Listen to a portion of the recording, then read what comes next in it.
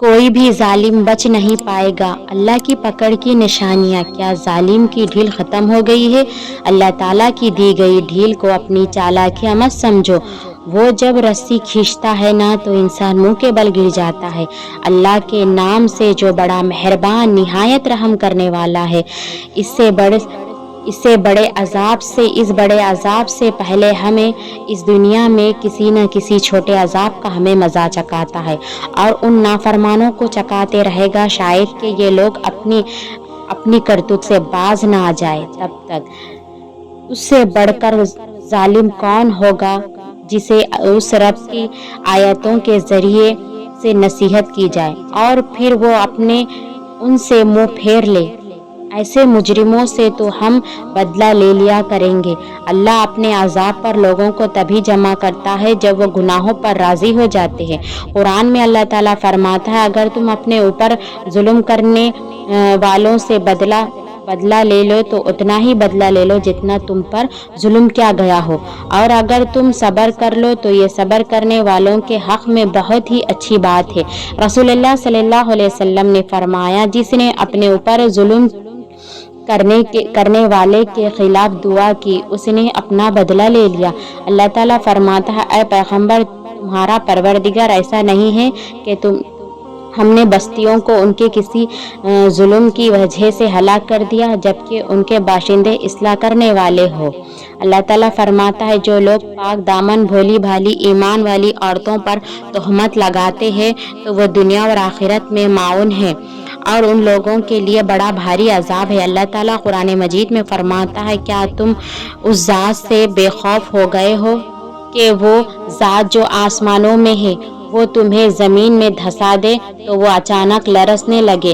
کیا تم اس بات سے بے خوف ہو گئے ہو کہ آسمان والا تم پر پتھر برسانے والی ہوا بھیج دے؟ تو پھر تمہیں معلوم ہو جائے گا کہ میرا ڈرانا کیسا تھا، اور ان سے پہلے کے لوگوں نے بھی جھٹلایا تھا تو کیسی تھی میری پکڑ۔ کیا یہ دیکھتے نہیں اپنے اڑنے والے پرندوں کو پھر پھیلاتے اور سکڑاتے ہیں اور انہیں گرنے سے نہیں تھامے رکھے سوائے رحمان کے؟ بے شک ہر چیز اس کی نگاہ میں ہے۔ تم سوچتے ہو کہ تاخیر کا مطلب ناممکن ہے، حالانکہ تاخیر تو اللہ کی مہلت ہوتی ہے تاکہ تم اسے اپنی رضا کے لیے مان سکو۔ کسی کا سکون چھین لینا کفارہ عبادت کر کے ادا نہیں کیا جا سکتا۔ اکڑ تب تک چلتی ہے جب تک پکڑ نہیں ہوتی۔ کسی سے بدلہ لینے کی ضرورت نہیں ہے، تقدیر پر چھوڑ دو۔ جنہوں نے آپ کے لیے کنواں کھودا ہے نا، خود ہی اس میں گریں گے، اور اگر وقت نے وفا کی تو آپ کو وہی لوگ اپنے ہی ہاتھوں کنویں میں گرتے نظر آئیں گے۔ اللہ تعالیٰ فرماتا ہے قرآن کریم میں، وہ بھول گئے مگر اللہ نے ان کا سب کیا دھرا گن گن کر محفوظ رکھا ہے۔ شیخ صادق فرماتے ہیں، میں پوری زندگی دو بندوں کو تلاش کرنے پر بھی تلاش نہ کر سکا، ایک وہ جس نے اللہ کے نام پر دیا ہو اور غریب ہو گیا ہو، اور دوسرا وہ جس نے ظلم کیا ہو اور اللہ کی پکڑ سے بچ گیا ہو۔ اللہ اکبر۔ نبی کریم صلی اللہ علیہ وسلم کا ارشاد ہے، تباہ کرنے والی چیزیں اللہ کے ساتھ شرک کرنا ہے اور اس سے بچو، اور جادو کروانے سے بھی بچو۔ قرآن کہتا ہے، تباہی ہے ہر جھوٹے گنہگار کے لیے اور ہر اللہ کفار اور منافقین کو ڈھیل دیتا ہے کہ وہ اپنی سرکشیوں میں سے پختہ ہو جائیں۔ چپی سے بڑی کوئی بددعا نہیں ہوتی۔ انسان جب بولتا ہے تو قدرت خاموش رہتی ہے، اور جب بندہ خاموش ہو جاتا ہے تو قدرت انتقام لیتی ہے۔ اللہ اکبر۔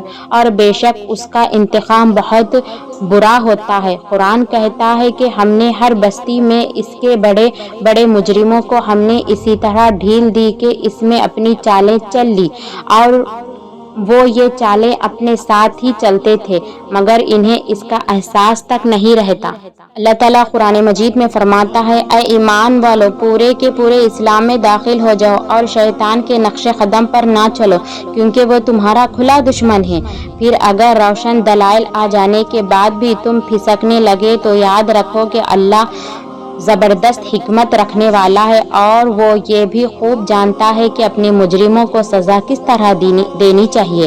رسول اللہ صلی اللہ علیہ وسلم کا ارشاد ہے، ترمذی میں روایت ہے کہ جب لوگ کسی ظالم کو ظلم کرتے دیکھے اور اس کے ہاتھ کو نہ پکڑے تو عجب نہیں کہ ہم عذاب الہی ظالموں کے ساتھ ان کو بھی لپیٹ لے۔